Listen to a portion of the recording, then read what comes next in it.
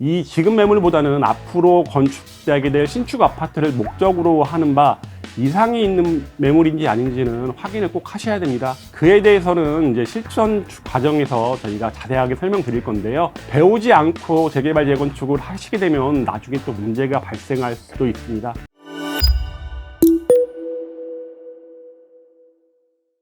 네, 안녕하세요. 저는 네오비 중개 실무 과정을 마치고 새롭게 중개업에 뛰어들어서 이제는 재개발 재건축의 이름을 좀 알리고 있는 대전에서 재개발 재건축 전문으로 중개하고 있는 민경환이라고 합니다. 재개발 재건축 중개는 어떻게 해야 할까요?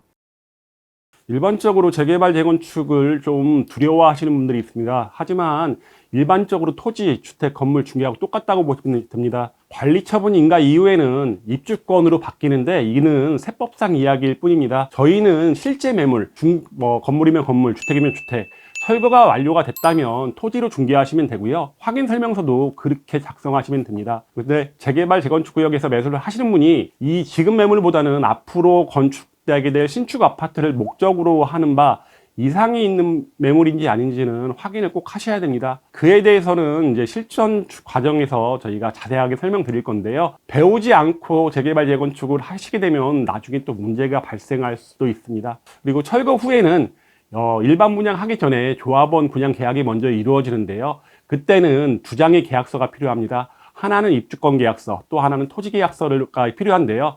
여기서는 조금 복잡하고 어렵습니다.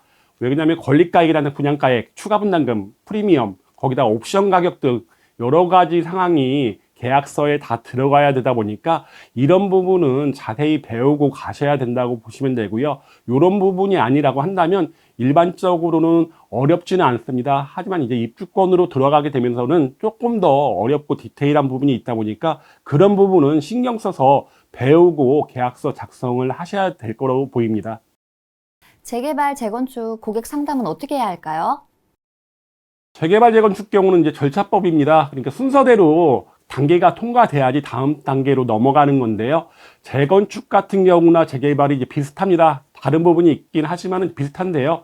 우선 입지가 어느 정도 진행이 된 구역이 가격이 높습니다. 예를 들어 갖고 조합설립 인가 단계의 구역보다는 사업 시행 인가 아니면 관리처분 인가가 난 곳이 가격이 더 높은 게 일반적입니다. 고객이 원하는 입지, 투자 금액에 맞춰서 그에 대한 매물을 골라줄 수 있는 안목이 공인중개사인 저희한테 필요합니다. 그런 안목을 갖추기 위해서는 많은 공부가 필요하고요. 네오비에서 재개발 재건축 실전 과정을 만든 목적도 이렇게 많은 분들한테 정확한 정보를 전달해드리고 공부를 하기 위함입니다.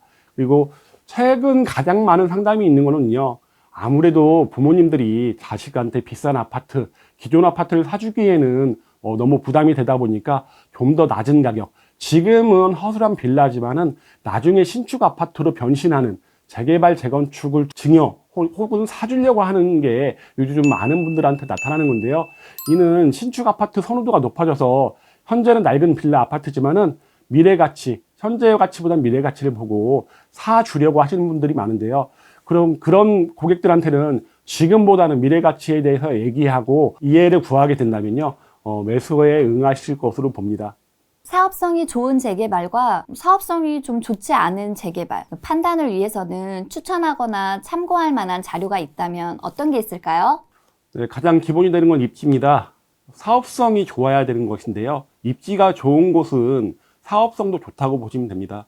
요즘 분양원가가 워낙에 높게 상승했고 이로 인해서 높은 가격에 분양을 할 수밖에 없고 그로 인해 미분양이 계속 발생하고 있습니다. 그렇다면 높은 분양가에도 호화할 수 있는 입지가 주목을 받을 수밖에 없는데요. 그런 곳은 역세권이라든가 학세권 이런 입지들이 아무래도 주목을 받을 수밖에 없고 그런 곳들이 꾸준히 재개발이 원활하게 진행되고 있습니다. 다음은 세대수인데요. 조합원 수가 많은데 신축 아파트 수가 적어 일반 분양분이 적으면 그럼 조합원의 비용이 증가할 수밖에 없습니다. 일반 분양분이 어느 정도 확보가 돼서 사업성이 좋다면 조합원들의 추가 분담금이 작아지고 이로 인해 일반 분양분이 많은 구역들은 이번 사업성이 굉장히 좋을 것으로 보이고요. 그러니까 입지가 좋고 조합원이 적으면서 일반 분양분이 많은 곳이 아무래도 좋다고 보시면 됩니다. 저 같은 경우는 입지, 신축 아파트 일반 분양수, 조합원 수의 크기가 큰 순서대로 판단을 하고 있습니다.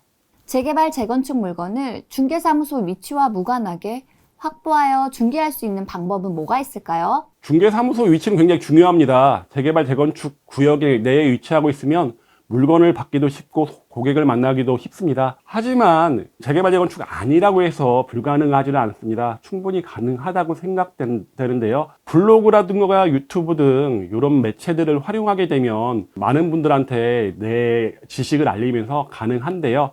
하지만 몇 억짜리 부동산을 매수하시는 분은 신뢰가 가지 않는 분한테 중개를 맡기지 않습니다. 그렇다면 저희 중개사 입장에서는 어떻게 해야 될까요?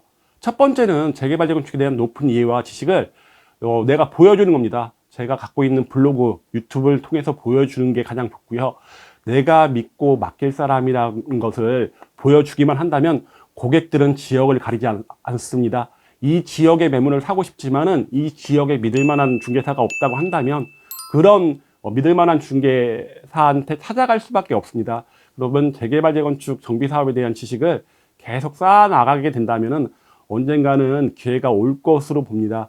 그리고 내가 속한 지역, 내가 중개하고 있는 구역이 재개발, 재건축 구역이 아니라고 하더라도 언젠가는 건물이 노후화되고 낡고 한다면 언젠가는 재개발, 재건축이 되기 때문에 미리미리 재개발, 재건축 공부는 조금씩은 해두는 게 좋을 것으로 생각이 됩니다.